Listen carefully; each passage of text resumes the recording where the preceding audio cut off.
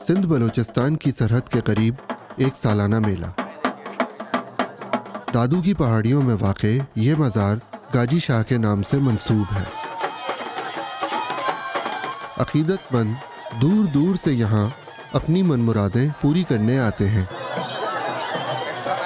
जिनको अपने मसाइल के हल की कोई राह दिखाई नहीं देती, वो यहाँ का रुख करते हैं। मुहक्किकीन के मुताबिक गाजी शाह का असल नाम दिलशाद खोसो था। रिवायत के मुताबिक उन्हें शाह का लक़ब सिंध में कल्होड़ा दौर के एक हुक्मरान ने दिया था। गाजी शाह को जिनों का सरदार भी कहा जाता है।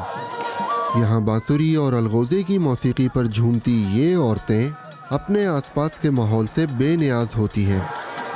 उनके घर वालों का ख्याल है कि उन पर जिन्नात का साया है।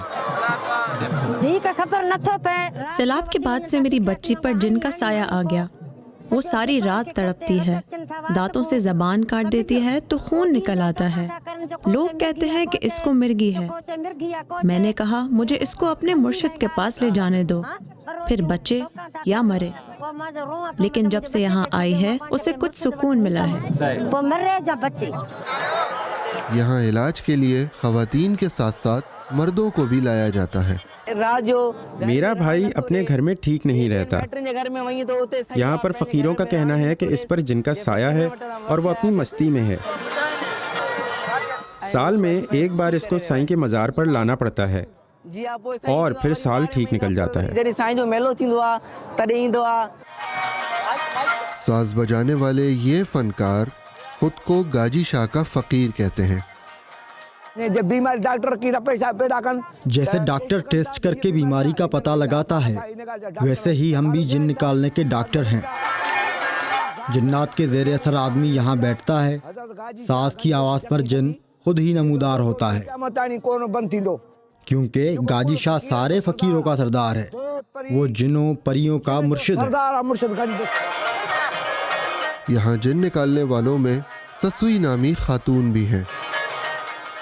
मेरे अंदर जिन्नात हैं। जब मैं धमाल करती हूँ तो वही जिन मुझे बाकी दूसरे लोगों के बारे में बताता है कि इसको क्या बीमारी है और किसके अंदर क्या चीज़ है। मैं जब 7-8 साल की थी तब मुझ पर जिन का असर हुआ था। फिर मैं गाजी शाह पर आई और यहाँ मेरा मसला हल हो गया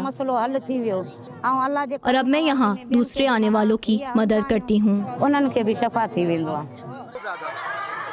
माहिरीन के मुताबिक इस तरह के समाजी रुझानात तालीम की कमी के बाइस परवान चढ़ते आए हैं।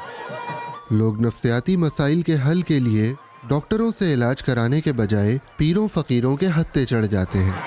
एक ही शख्स के अंदर दो शख्सियतों का मौजूद होना, जिसे हम मल्टीपल पर्सनालिटी कहते हैं, कि जी दो या दो से ज़्यादा शख्सियात जो हैं एक ही शख्स के अंदर मौजूद होना, ये इस तरह की अलामात के बारे में लोगों का आम तासुर ये होता है कि या तो किसी आसिफ का उस शख्स के ऊपर साया है, या फिर ये कि चुड़ैल या किसी भूत का जो है वो उस पर काबिज़ होना मौजूद है। बिलीफ की बात है कि हम जो हैं वो किसी के पास जाएं और वो हमें कोई तरीक़ा इलाज दे, चाहे वो डॉक्टर ही क्यों ना हो और चाहे वो कोई और शख्स ही क्यों ना हो।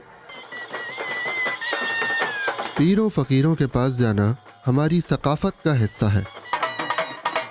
इस एतक़ाद से लोगों को आर्जी सुकून भी मिलता होगा, लेकिन शायद ये इलाज का नैमुल बदल नहीं, जिसके बाइस बहुत सारी ज़िंदगियाँ वसवसों के घनचक्कर में पिस कर रह जाती हैं।